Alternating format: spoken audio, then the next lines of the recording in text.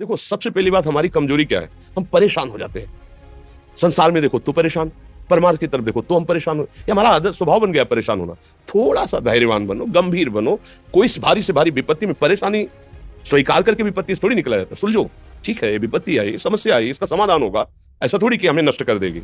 अगर अभी हमारी बड़ी हानि हो जाती है, हम कल इससे बड़ा लाभ प्राप्त कर सकते हैं। हमको एकदम बिल्कुल गंभीर रहना है, इतने कमजोर नहीं बन जाना। अब वो गए तो क्या होगा, अब वो वस्तु गई तो क्या, पद गया तो क्या होगा। प्रयास किया था, ये पद मिला था, इससे बड़ा पद प्राप्त करूंगा, मैं इससे बड़ा महान बनूंगा। ठीक है, एक बार गिर गया, गलती हो गई, दंड भोगूंगा, फिर इससे ज्यादा संयम में रहूंगा। बिल्कुल, मतलब एकदम फ्रेश दिमाग रखना चाहिए। और अपने लोग क्या है, जरा सी बात में एकदम पछड़ा कर लेते हैं, एकदम कमजोर हो जाते हैं। ये बिल्कुल ठीक नहीं है। हम जीवन भर की यात्रा की बात कह रहे हैं, भारी से भारी कष्ट में भी मुस्कुराना, तो हमें बल मिला है, हमें भगवान की कृपा का दर्शन हुआ है, हमें उनका दुलार दिखाई दिया है। अगर ऐसे तो भाग जाते हैं, फिर परमार्थ में थोड़ी चलना होता है। आज जो आप सुन करके लाभ लेने की चेष्टा कर रहे हो ना, ये केवल प्रवचन नहीं है, ये जीवन है। अगर ये जिए ना होते ना तो ये इसका प्रभाव नहीं पड़ता, फिर वाणी का प्रभाव नहीं पड़ता। हम इसीलिए कहते हैं, जैसे आप लोग एकदम परेशान हो जाते हैं, जब लोग, क्या हमसे ज्यादा परेशानी होगी? दोनों किडनी खराब, दवाई लाने के लिए पैसे नहीं, पानी रखा है हम उठ के पी नहीं सकते, भीषण शरीर में कष्ट, भीषण बुखार, क्योंकि किडनी फेल, जरा में बुखार, खाने को क्या, रोटी मांग के लाओ। अगर वहां सब्जी मिलती है तो लाल मिर्च ऐसी पड़ के मिलती थी कि पा नहीं सकते थे। आप सोचो, पानी लाना है तो मुझे लाना है, पीना है तो मुझे पीना है।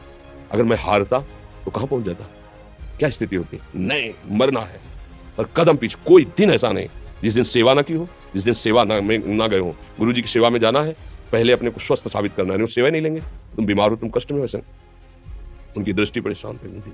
सेवा की, आके लेट गए, फिर हिम्मत की, अपनी श्री जी की सेवा की, मधुकरी नहीं गए, 3-3 4-4 दिन भोजन नहीं गए, पर सेवा नहीं छोड़ा, दिनचर्या नहीं छोड़ी। और उसका प्रधान कारण संयम, ब्रह्मचर्य, भगवदाश्रय, नाम जप, कभी हारने नहीं दिया।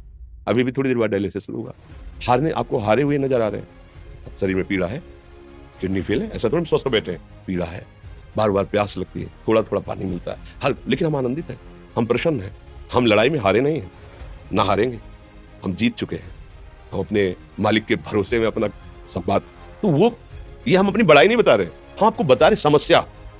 सोचो, तुम्हारे पास तो माँ है, भाई है, बहन है, परिवार है, कोई ना कोई तो है ना। मेरा किसी ने कभी जीवन में ध्यान भी नहीं दिया। क्यों? बचपन से बाबा जी बन गए, किसी से प्यार नहीं, किसी से संबंध नहीं, कोई जानकारी नहीं, हम कहाँ हैं, वो कहाँ, किसी से कोई मतलब नहीं। अच्छा, जवान साधु कौन श्रद्धा करे? कभी गांव जाने की हिम्मत नहीं पड़ती कि रोटी मांग ले, पता नहीं लोग क्या सोचेंगे, क्या भावना कर ले। हम दरवाजे पे खड़े हैं, क्या कैसी भाव, तो जो हमारे सामने आकाश वृत्ति से आया यौवन अवस्था में, वही पाया, अन्यथा भूखे रह गए। जब हम हर समय अपने को विवेक के द्वारा सावधान रखे, तो हम कभी निराश नहीं हुए, कभी उदास नहीं हुए, कभी ऐसा नहीं लगा कि यार हम दुखी, कभी नहीं लगा। उसी का फल है कि उस सुख का संकेत मिल गया जहां दुख की निशानी भी नहीं है। वही उसी के बच्चे हो, हम सब उसी धातु से बने हुए हैं।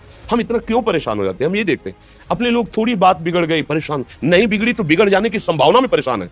आज सुख है, लेकिन कल सुख छिन जाएगा, तो हम आज के सुख में सुखी ना होकर कल के दुख की आने की संभावना में भयभीत हो। मतलब क्या हमारी सोच रह गई? हमको इतना बलवान बनना है कि सुख और दुख दोनों हमको छू न सके। भारी से भारी सुख की व्यवस्था है तो अहंकार नहीं, हर्षित होकर किसी का अपमान न करे कि हम धनी, हम पदाधिकारी, अमुक। भारी से भारी दुख आया तो हमें किसी के सहयोग की जरूरत नहीं, हम फिर अपने कदम बढ़ाएंगे, हम फिर जुड़ी हुई अपनी भावनाओं को सजाएंगे। मस्त जीवन, एकदम तुम अविनाशी के बच्चे हो। शेर का बच्चा भेड़ों के बीच में फंसकर म्यों म्यों बोल रहा है, बस अगर दहाड़ना सीख जाए तो कोई भी उसे परास्त नहीं कर सकता। ऐसे भगवद अंश, तू प्रपंच में फंसकर अपने को इतना दीन क्यों देख रहा है? तू ऐसा है कि भगवान के दिव्यास्त्र में भी ताकत नहीं तेरे को मार सके। तू अविनाशी का अविनाशी बच्चा है, विनाशी भोगों को, विनाशी शरीर को मैं मान के इतना भयभीत, इतना दुख, ठीक नहीं। ये सबके लिए, केवल एक के लिए नहीं। आप समझो, आप लोग सोचते हैं हम गृहस्थ होकर भला ऐसी स्थिति कैसे? जनक जी सुखदेव जी के गुरु हैं और राजा हैं, महल है, रानियां हैं, नौकर है, चाकर। क्या सुखदेव जी जिनके शरीर में लंगोटी भी नहीं है, दिगंबर, परमहंस के गुरु हैं जनक जी, जो राजा हैं। समझो, आप ऐसा ना सोचे कि हम नौकरी कर रहे हैं, हम संसार में, हम गृहस्थ हैं, हम आध्यात्मिक की ऊंचाई पर नहीं चढ़ सकते। नहीं, आप एक सरकारी नौकरी या आप किसानी या व्यापार करते हुए आप एक अध्यात्म की ऊंचाई में चढ़ सकते हैं। और अध्यात्म ही है जो तुम्हें इस माया के दुख सुख से ऊपर उठा सकता है। दूसरा, चाहे जितनी संपत्ति आ जाए, आप सुखी नहीं हो सकते। सब देख लो, आंख खोल के देख लो, अध्यात्म ही है जो तुम्हें हर कष्ट सहकर मुस्कुराकर जीने का रास्ता बता देगा। कि आप आनंदित हो जाओगे, कुछ नहीं बिगड़ा। अध्यात्म है तो कुछ नहीं बिगड़ा, अध्यात्म नहीं है तो कुछ नहीं बना, कुछ हाथ नहीं लगने वाला।